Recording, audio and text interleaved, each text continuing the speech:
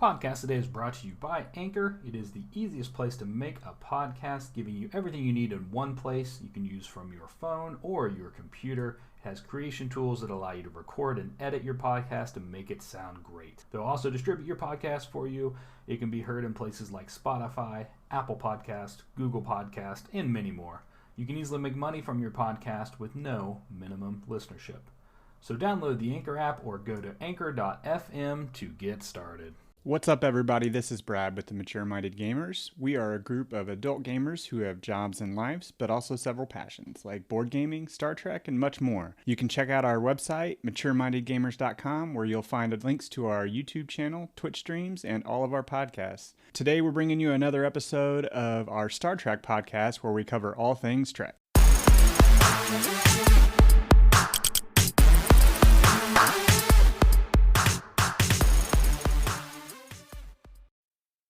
What's up, everybody? This is Brad with the Mature Minded Gamers, and we're here tonight to discuss another 2 episodes of Star Trek Discovery Season 1, starting with Episode 7. I've got the Standard Bridge crew here tonight, Will and Eric.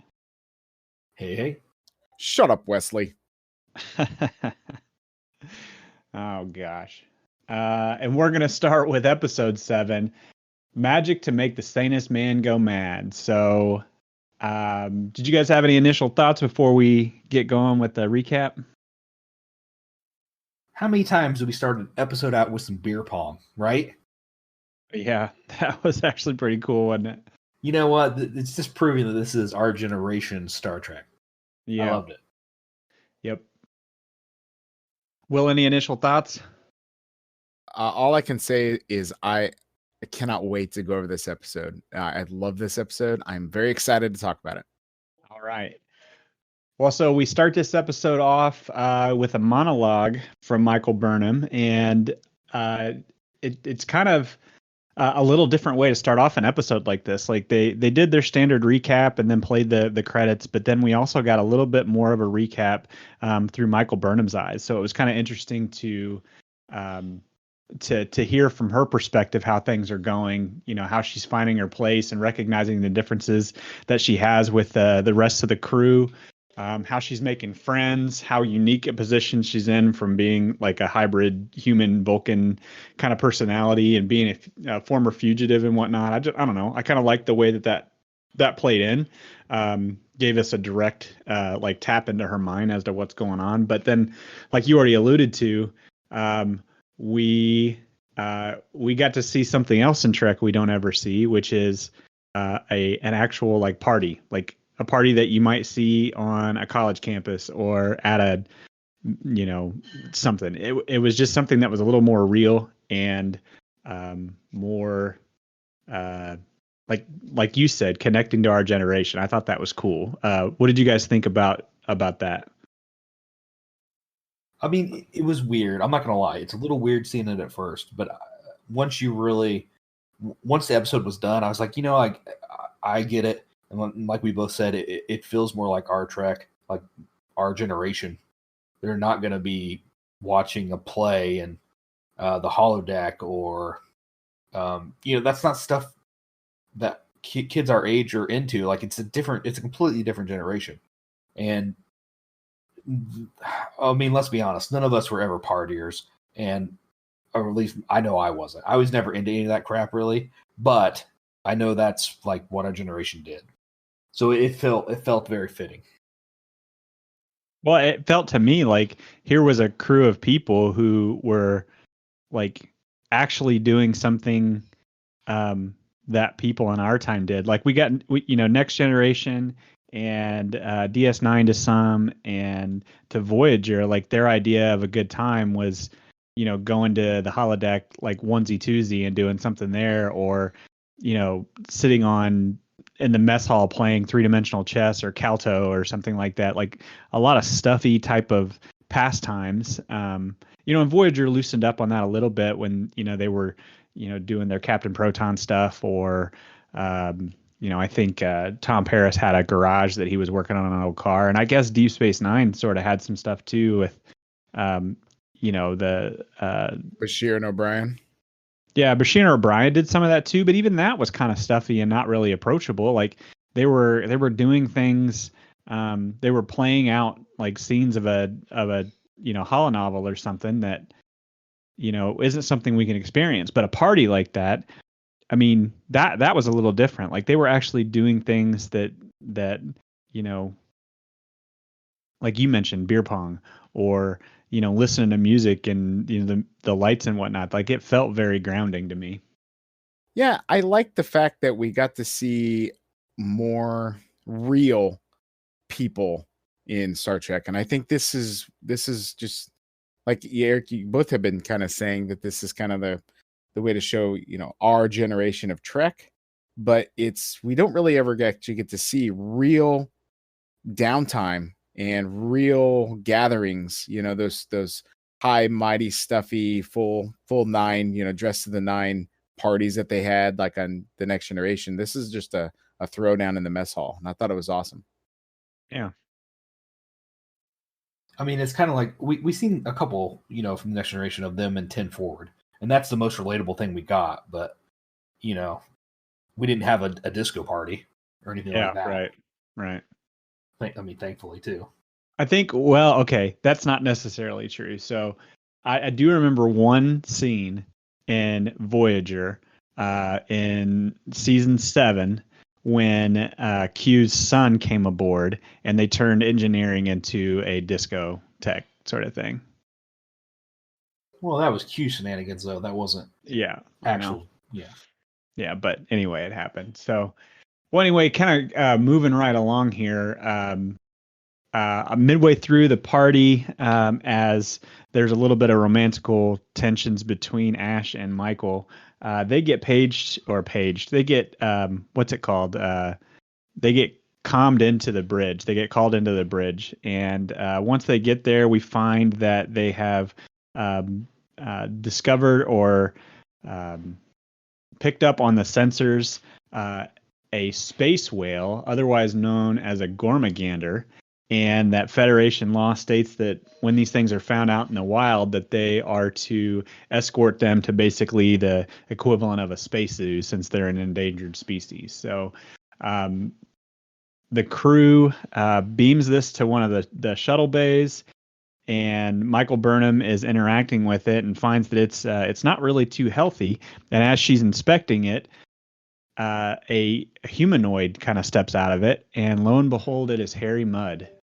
After he kills a handful of people and looks like he critically wounds several people, he insists that he is going to kill Lorca over and over and over again. And he hits a button on looks like a dead man switch or something like that, and the ship explodes. And then all of a sudden we've gone back 30 minutes back to that party again. So we're in kind of now a familiar sort of story among Trek. We're getting this time loop thing. What do you guys think about that coming back? So I could definitely speak to one of the reasons I love this episode and the reason I'm so excited to talk about it. One of my favorite movies of all time is Groundhog Day with Bill Murray. And this episode just reminds me so much of that, where we're seeing the same thing just replay over and over. And I got really intrigued by the whole time travel aspect of it as well. And I'm loving the fact that, Harry Mudd has figured out a way to get back into the show to enact his revenge. And the fact that he blows up the ship, well, then all of a sudden we're back again. And it's like, okay, how are they going to get out of this? And I was just hooked from that line. And once the ship blew up, I was hooked. I was hanging on the edge of my seat the rest of the episode. Are you surprised that we got Harry Mudd back so quickly? I mean, it was just 2 episodes ago that we saw him. I was. I love Harry Mudd's character, though, and this is the Harry Mudd that I remember the most from season 1. Is him getting, because the first time we seen him, he's just kind of being a traitor, coward as a prisoner, right? Now we're seeing what Harry Mudd can do, and his number one, he's way more technical than I would have thought, using all these what was a quantum teleporter or something like that. I forget what they called it. Whatever he uses, to basically keep restarting over and over until he finds the right way to successfully take over the ship, right? killing Lorca every time, which I loved. I mean, the whole Spacewell thing, getting onto the ship, was unique, a little weird, but I kind of liked it. It all kind of made sense. And like Will said about Groundhog Day, we slowly just replay over and over until finally Burnham and Stamets are the main ones who figure it out. Right? Stamets, I think, is the first one. Right. Work their way through figuring out how to successfully stop them. And at the end, man, the way they stopped them was fantastic. I loved it. I didn't see that coming at all. It was a callback to the first episode with Harry Mudd, which is fantastic. Overall, this is definitely one of my highlight episodes of season 1. Yeah. So I gotta wonder how that Mudd knew that they were going to try to get that whale on board. Do you think he started with that? Do you think he figured out, hey, okay, so I got this whale. I see him pulling this whale in. All right, let me rewind time. Well, I'd see, and that's one of the things that, like, I think they alluded to in the party, like when the first time we go through the party sequence, all of the lights dim out, and Michael Burnham makes the comment about, like, that shouldn't be possible because of the secondary systems that are there. And I think what's actually happened is that they've gone through several loops before we're even introduced to the episode. Because if you think about it, that whole sequence there of him, coming in aboard the Gormagander, and him kind of walking off and shooting like he did without getting, hit at all, was a little too smooth for that to be the first time he attempted it. So I think I think we're getting into it, like maybe 3, 4, 5 loops in before we're even brought into the episode. I didn't even think about that. The flashing of the lights. You're absolutely right. I think you're 100% correct on that. Which just makes that episode even a little bit better, huh? Yeah. It's always those little details that someone picks up on that you don't even notice when they explain it or they, point it out to you, that just like, oh man, light bulbs, Yep. Well, so we find out on the second loop of this that he's figured out, well, the first time he goes to do that, one thing I forgot to mention is that he says he's going to figure out what's so special about Lorca's ship. And so during this second loop that we see on here, he's already made his way to the engineering bay where he's found that the chamber that the spore drive uses.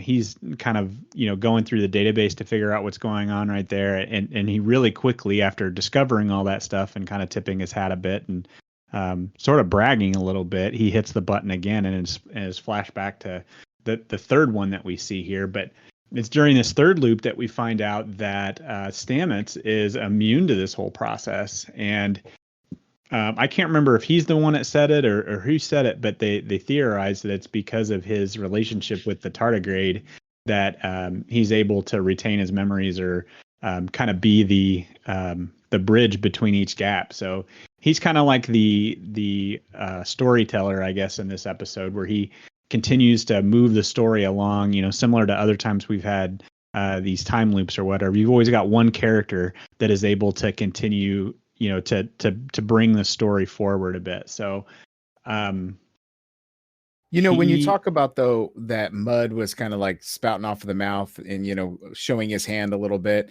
I mean, that's just a classic villain trope, though, right? Oh yeah. I mean, it's great. The way that they went through like a 2-minute sequence where they just showed all the different ways he was killing Lorca, from doing like the funniest one to me was when he just kind of waved his hands and the ship beamed him off the ship, and you see off on the view screen, you see Lorca asphyxiating out in the middle of space or whatever. Like, I thought that was pretty funny. Or him, following Lorca into his ready room and shooting him and then walking back out of the ready room and shooting him again. And you know what I mean? Like, they kind of make a joke of the fact that he's going from time loop to time loop, killing Lorca over and over and over and over again. Well, I was just meaning more to the fact that, evil villains will always, explain the way that they're going to, end the hero's life or destroy or win the world or whatever, And, that's basically what Harry Mudd did several times in this episode.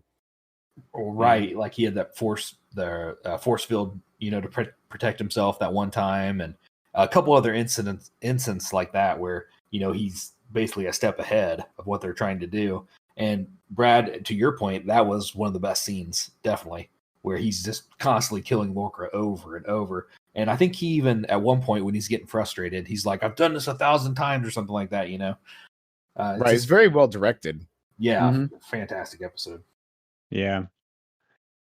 So we witness, I don't know, at least, 10 more jumps when you add in all the different times he killed Lorca and, a few of the other things before we see Stamets sort of start to put things together, and that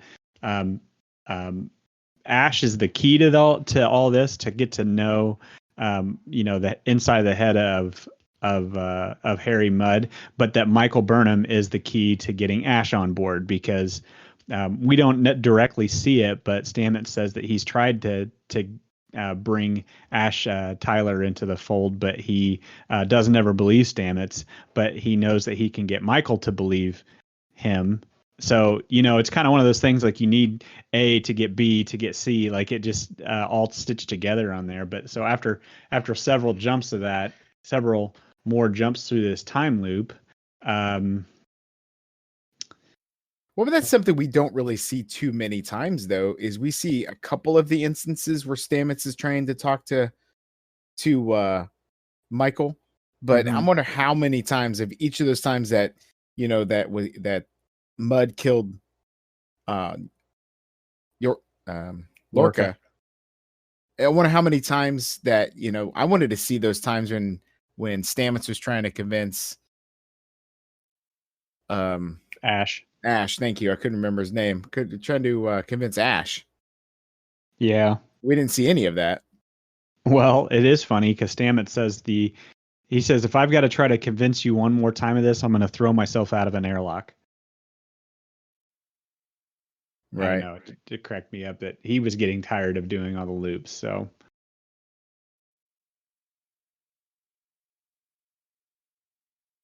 Well, we finally get to the point in the episode where they've Mudd has made incremental progress on trying to figure out what's up with the ship.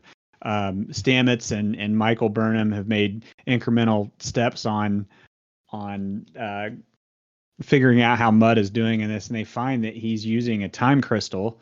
And I didn't really catch what they said after that. They said, some fourth dimensional being or something had technology that allowed him to harness the power, and et cetera, et cetera. I didn't really understand the technobabble on that one, but that's fine because that really wasn't the point of the episode. But we finally get to a point, I'm going to fast forward a bunch here, to where we have our heroes in the episode, Michael Burnham and Ash Tyler, and even to a degree, I think they had to rope Lorca into this as well, that they've convinced Mudd that he's won, and the only way that they recognize that they're going to end this time loop is if they just give up the ship willingly. So they kind of play off this scenario where they're giving Mudd the ship, and they're all kind of conceding to the fact that they're going to lose, and so Harry Mudd sits down in the captain's chair, and he sends a hail out to the Klingons, of whom he thinks he's going to sell the ship to. And moments later, when they get down to the transporter bay, like the plan is sort of I guess clicked into place there. Like Michael Burnham says something to the effect of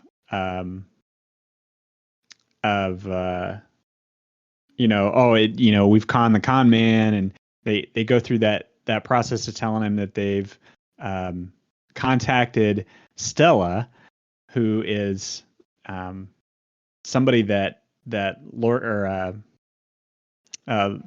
gosh, why am I stumbling over this?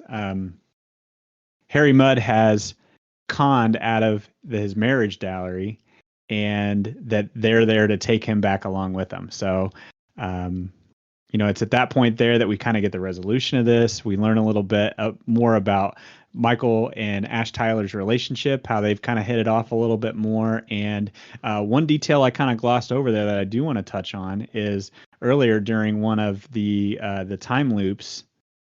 Is it in this episode? Oh, nope, never mind. I started a crossover in episode 8. Anyway, so what did you guys think of the ending of this? Sorry about all that. I thought it was fantastic. I mean, Mudd had referenced Stella in the episode, 2 episodes before a little bit, and you kind of just thought it was him, playing his character, that he really didn't have a wife, or I forget how he referenced her then, but and then at the very end, that's how they resolve it, and I just thought it was fantastic. And I remember thinking like it was all just a trick, like she really wasn't going to be there, but damn, they did. They went full out and they really got her and her dad there. And I did think it was a slightly cheesy that Harry Mudd couldn't work his way out of it, but I kind of liked it at the same time. It was perfect Harry Mudd, Okay, so the problem that I had with the ending, there's actually two. I love the episode. I loved everything up until the conclusion, and there's two reasons that I didn't, and I'm gonna get your guys' thoughts so you can kind of fix it for me.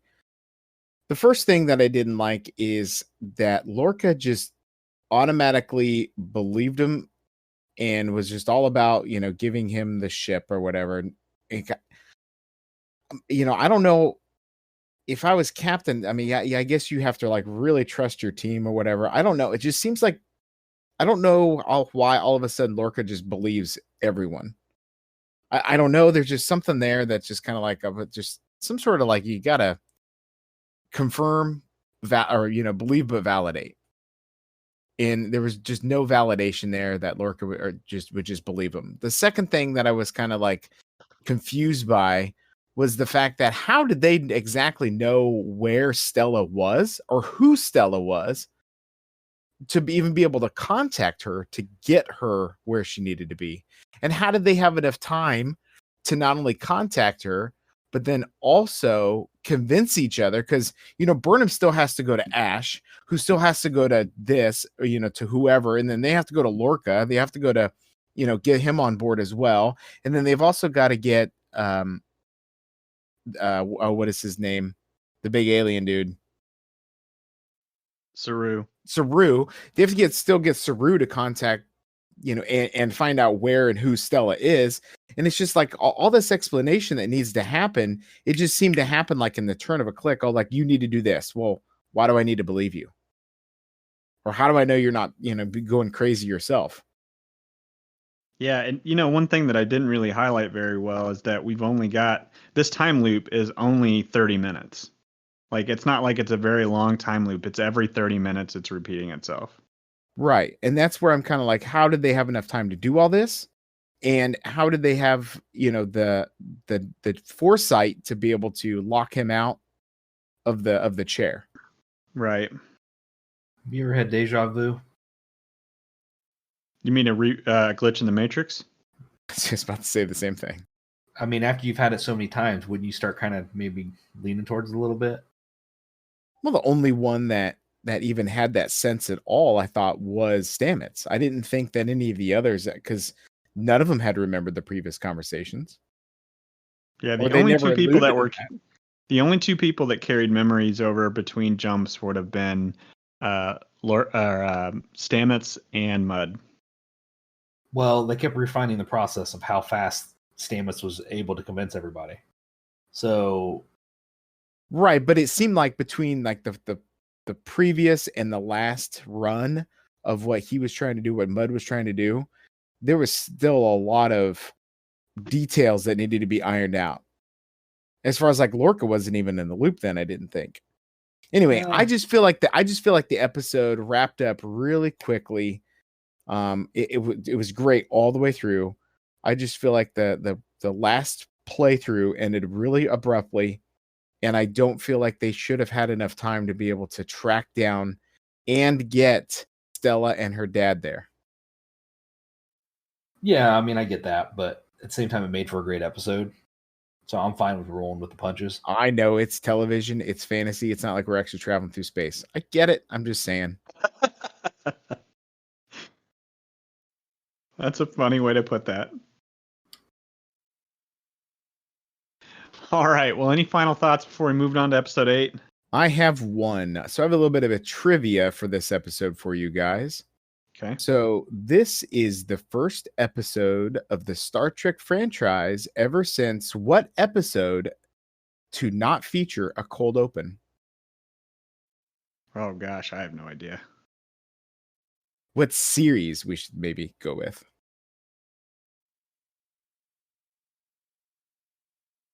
I have no idea.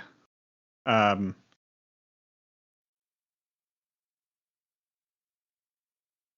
So it was The Next Generation. Encounter at Farpoint did not feature a cold open. oh, And this really? episode did not as well. Every other single episode in the Star Trek franchise between the two have featured cold opens. Wow. Yeah, no, I didn't realize that. Man, I would have guessed there was a lot more. Yeah. I was honestly thinking you were going to say like episode 1 of Discovery or something. The episode before this one. Yeah. Now you're going to use that as a comedic trivia some other time in the future. All right. Well, so moving on to episode 8, we have episode titled Se Vis Pacem Para Bellum.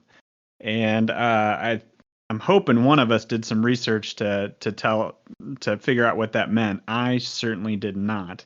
But I do know it's Latin. Eric, do you have any idea what that means? If you want peace, prepare for war. All right. So this Hey, episode Hold on, starts I'm not done. Okay. All right. I knew that. I did not have to Google it. That's bullcrap, because I was on the Discord channel when you looked it up. Hence why I teed you up for it. You're ruining it for me. Oh, I'm just being honest. So a little bit of trivia on the title. Oh, This is boy, one here of we go. 9 Star Trek episodes to have a Latin title. Is that a bullcrap like thing, or did you look that up? What? Do I look what up? This is the second one we've had already in Discovery, right? Yeah, it's the second one in Discovery. So Uh, how yeah, do you know you have there's a already Latin- and- make up that fact? and we've had what, 2 in Picard at least? Well, at least Yeah. 1 in Picard. Little website guide, IMDb. But don't give away my little tricks here, Brad. Okay, yep, I'll edit that out. Yep, I will. Yeah, right. All right, so episode 8. So this one starts off with a big burst of action right away. We jump into this episode with Discovery dropping into the middle of a skirmish between a bird of prey and another Starfleet vessel. And the Discovery's trying to defend that vessel, getting in the way of the birds of prey. But it turns out that they keep cloaking and decloaking, so it's hard to get a lock on them. And Lorca is, sort of frustrated with his crew that they can't just adapt and move with the punches. But it's not too long before the other ship, the USS Gagarin, is destroyed just because the Klingons overwhelmed them. So once that happens, once the Gagarin is destroyed, then the Discovery jumps out of it and out of harm's way to another planet, which we really don't get a whole lot of discussion about right away. But one thing we do find is that Stamets is not his normal cheery self as he's exiting the spore chamber. And he's sort of, I don't know, tired, downtrodden, that kind of thing. And he looks over to Tilly and he says, "I didn't know you were down here, Captain." So that's a little bit of a clue right there. At this point, what did you guys think about that? It's the first time we've really seen how it was affecting him. I mean, he's always been a little out of it since he got back from doing it the first time. It just seemed a little bit off. But this is the most we've seen it really affect him. Mm-hmm. And we talked about it a couple episodes back where he didn't have a shadow, and so it gives a little bit more of a clue that it's really messing with him when he's doing this. Right. Yeah. I just thought he was kind of going crazy and losing his mind. Started, hallucinating and just going nuts. I mean, it's kind of like when you come out of anesthesia. So as far as like, not really knowing what you're talking about. Right. Now we know that, well, as far as we know, the only person who knows that Tilly wants to be a captain is Michael Burnham. So to have him step out of the thing and call her captain, did that, set off any spidey sense for you guys? Negative. I didn't realize that she was the only one. I figured maybe that he would know that as her commanding officer. Well, Yeah, maybe. didn't he call her? Didn't he think she was Captain Lorca? No, I thought that. Well, so a little bit of foreshadowing here. I mean, we know that he's losing his grip on time, and I think it might even have been in this episode where, or no, it's playing off the last episode where he's able to, tap into that fourth dimension of time, and that he is seeing, and he might even have mentioned in this episode about being able to see the past and the present and the future, and he's having a hard time deciding which one's which. Did you guys? I'm almost positive it's in this episode, and I'll try to figure out where it was at. But he mentioned something about not being able to keep all the time straight. I do remember him saying that. I don't remember what episode it was, but you're right. And I didn't even think of that being foreshadowing for what we get here in the future. You're right. At the time when it happened, I remember thinking, how is he mistaking her for Lorca? Right. But yeah, you're absolutely right. Yeah, I just thought he was going nuts. Well, so at this point, we get a little bit of forward progression, but we don't get a lot of description. All we find is that Saru, Tyler, and Burnham have beamed down to a planet, and they're kind of walking around the flora of that planet. A little bit of a foreshadowing with Lorca speaking with a Vulcan, somebody from Starfleet High Command of some sort. We don't really know who he is, but Lorca talks about them being on this planet or going to this planet with the purpose of finding a way to detect cloaked Klingon ships. And I think then we get a voiceover of Burnham talking about this, that they're on the planet Pavo, and she kind of describes about how all the trees and all of the other fauna and flora of the planet resonate with a unique vibration that then is amplified by this like tower in the center of the planet, this naturally occurring crystalline tower that is acting like a transmitter that is transmitting the music of this planet throughout the galaxy. Well, I'll hold my opinions for now, but in any case, it isn't long before they find that this planet is not uninhabited, and most affected is Saru, who is he's kind of going mad at this point in the episode, like between the vibrations and the like sort of premonitions he's getting from the like disembodied residents of this planet. He's kind of going nuts. We also see that there's a little bit more evolution of the romance between Ash and Michael, and I think this is the first time that they have a legitimate kiss on screen, aside from the one that sort of got overwritten in the last episode. So we get a little bit of forward progression with that, and while all this is going on, we also jump to another section or another. We jump to the Klingon ship, where we find L'Rell is speaking with Cole, who's kind of in command of all the Klingons right now, and she's kind of getting berated and being told that she's less than adequate, and he comments on her scar and whatnot. But moments later, she's speaking with Admiral What's-Her-Face, or Admiral Cornwell, if you're Eric and care about that. And it sounds like L'Rell is going to defect to the Starfleet. Yeah, so kind of just taking a pause for a second to check in. Anything you guys have noticed? What do you guys think so far? Cornwell's effing amazing. I don't know what your problem is. So this is the first time we know she's still alive, which is awesome. Mm-hmm. And we also see the disrespect that the Klingon lady's getting. I can't think. What did you say her name was? Because she L'Rell. L'Rell, I mean, who cares about her? I do like the actress a lot. I shouldn't say that. But just the way you dissed on Cornwell made me mad. So anyways, so we see this, potential sliding of forces. And I like that. I like that a lot about this episode. And I liked how Cornwell like held her own. And then later on, I don't want to spoil it, but I like this part of this episode a lot. It showed a lot of character for both of them, and how they act and how they, that they believed in the greater good for both their sides too. So I really dug both those scenes. I wish we would have got more of both those actors or actresses together. And we do a little bit here and there up and until we get through season 2, but not enough in my opinion. Yeah, I really like the part when she goes into first interrogate her and she's like, scream for me or whatever.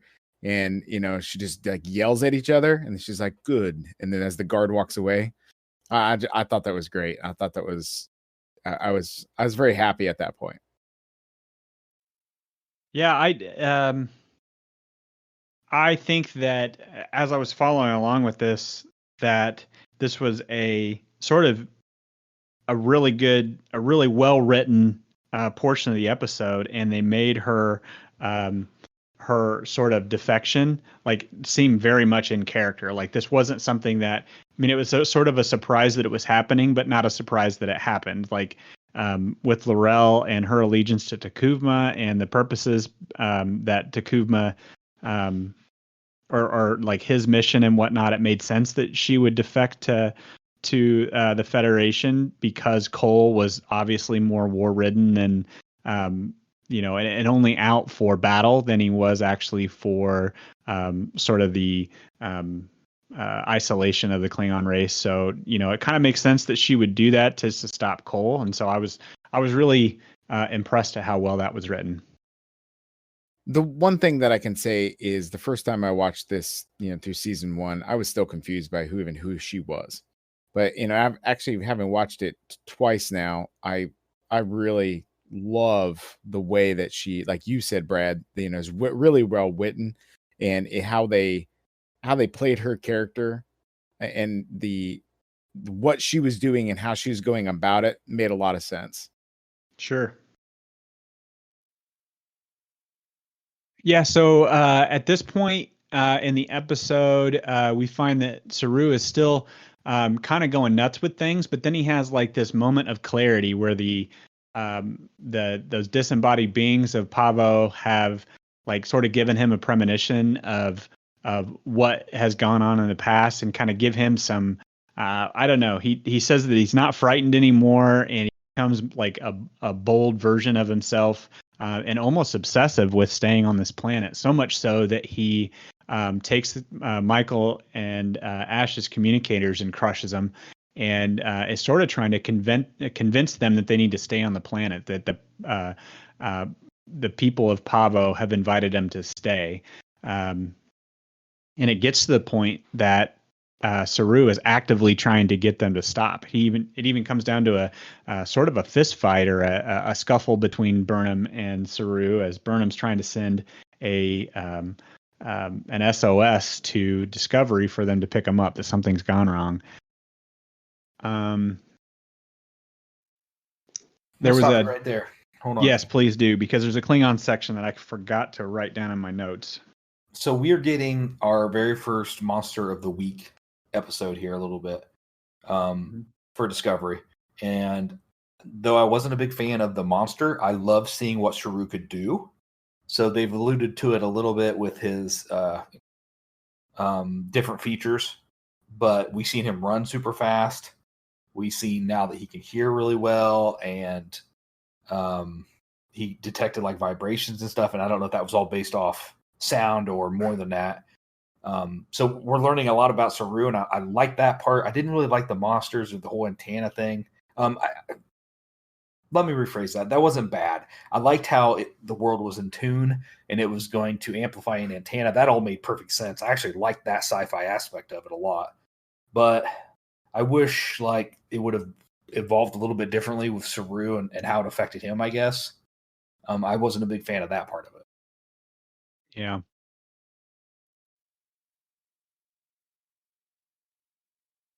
What was the Klingon part you forgot?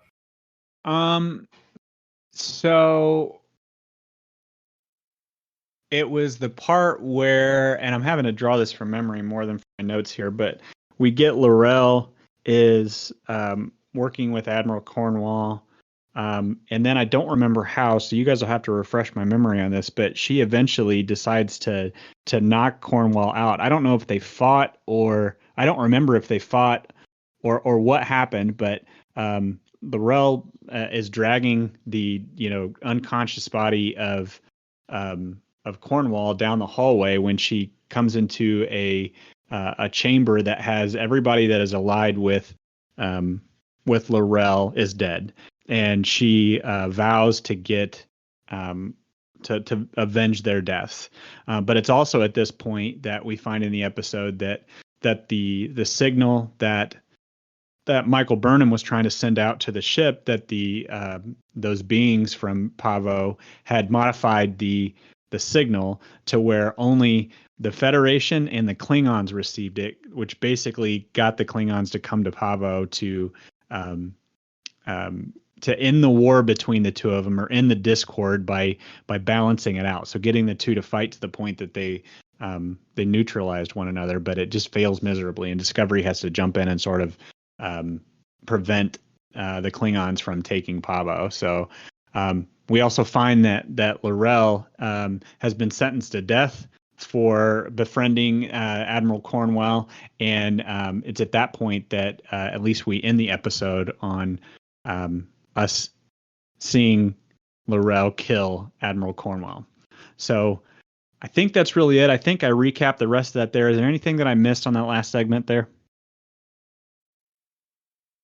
Don't think so. Not that I can remember. So what do you guys think about the end of this episode?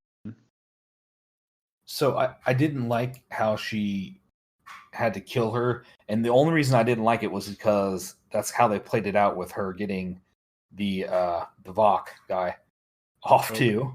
Yeah. Vote, yeah. I wish they would have done something a little different, though. I did like it, but I was almost like, oh, so they're gonna fall for the same trick again, Mm-hmm. But I guess they don't know Vok is still alive, so she's just reusing a trick that worked. Maybe. What? Spoiler alert! Right.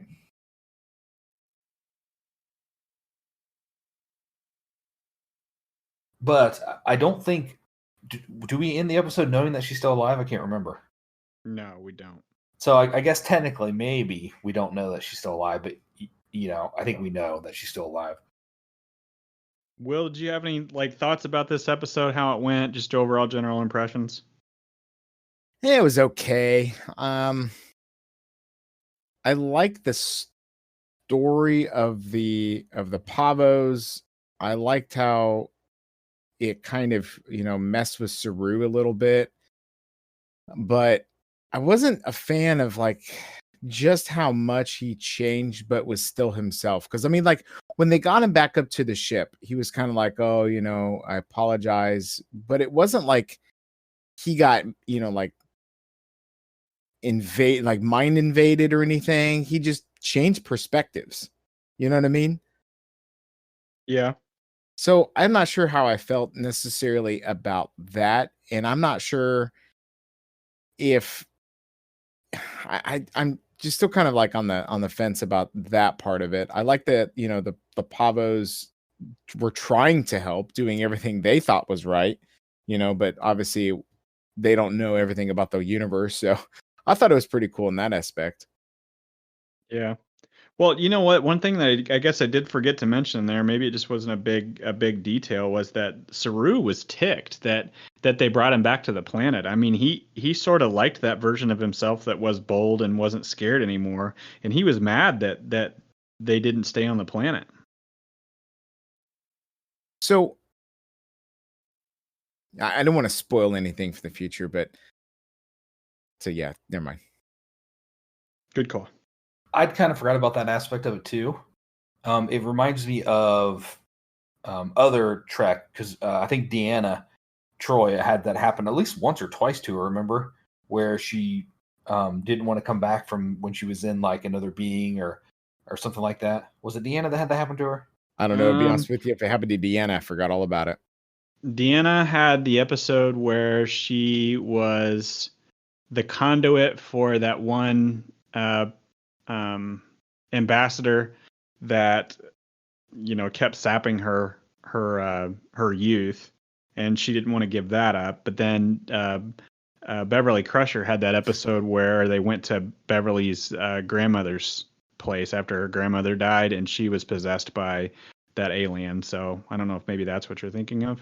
Well, that and the other thing that I just remembered what it was 709 references a lot. That once you go Borg and you get brought back, you just want to go back. You don't want to leave the collective again. Does that reference something else? Yeah, I really wasn't sure where you were going with that. Once you go Borg, you never go back, huh? Well, I mean, she says it many times. Anyway. All right, trivia time. On this episode, there is a special sound effect that when Saru wakes up to speak with the Pavans, there is a unique sound effect that you guys hear from the original series. Tricorder. The door sliding open. Original transporter sound effect from the original series. Exactly what I said. Absolutely. Yep, me too. That's exactly what I said. So just to put my 2 cents in there, I thought this episode was worth maybe like 5% of the overall story was worthwhile to Discovery. I thought we could have. I remember watching this episode and at the end of the episode thinking, this was all out of left field, and I don't know. I don't really understand what they're doing. You know, the first time I watched it, I just was not enthused about this episode. Second time watching it now, I mean, picking up on a few of the little details that I didn't the first time. I think I appreciate it a little more, but I think the only reason I appreciate it more is because of what's going to happen next episode. Otherwise, I think this episode is out of place. I agree with you, except for I feel that this episode, once you finish with season 2, I feel like you should go back and watch this episode. That's a great point because it's given us a lot of background just for Saru, and it comes into play later too. Well, yeah, you're right. I didn't think about the connection to Saru, but yeah. Will, did you ever watch the short tracks? I have not yet. Oh my God, watch them. Oh yeah, I'm gonna double down on that too. All right, so we're gonna do our next podcast on the short treks. We wouldn't do them all, but we could incorporate a couple of them. I was gonna say we should have included a couple, like in between. Like, okay, before we get into this episode, we're gonna talk about the short trek that goes before this episode. Well, they didn't start them until the break in between season 1 and season 2. Okay. Yeah. Well, I thought maybe they didn't, but I thought maybe they had one that was after the mid-season finale, which I think probably would have been around this time. You might be right. You might be right on that. But yeah, I mean, we definitely need to incorporate those into this podcast because they are important and they do carry story with them. Yeah, some of them, and what was great about how they released them is you didn't realize what they were showing you or alluding to until later on, season 2 even. Season 3 even. Yeah, that's true. And there's one of them that played between season 1 and 2 that may be one of my favorite episodes of Discovery, and it was only like 10 minutes long. And not only that, but it's something that whatever that episode was about won't come into fruition until at least midway through season 3. We think, right? We think. Yeah, I mean, we have no clue. I don't know anything more, but I just know that what they teased between season 1 and season 2 still hasn't paid off yet. And you know what, Will? I really wish you would have watched it before you finished season 2 because it was one of the things that we kept pulling in as, oh, this is what Control is. And I didn't even think about that. Tiger, easy Tiger. Right. Back it down. All right, guys. Thanks for checking out. Simmer down now. Yeah. Yeah. Am I taking this out? Yeah, go ahead and take us out. All right, everybody. Thanks for checking out our Star Trek podcast. We do all kinds of stuff on our website, maturemindedgamers.com, including board game reviews, video game reviews, and much more. Thanks for listening and have a great day.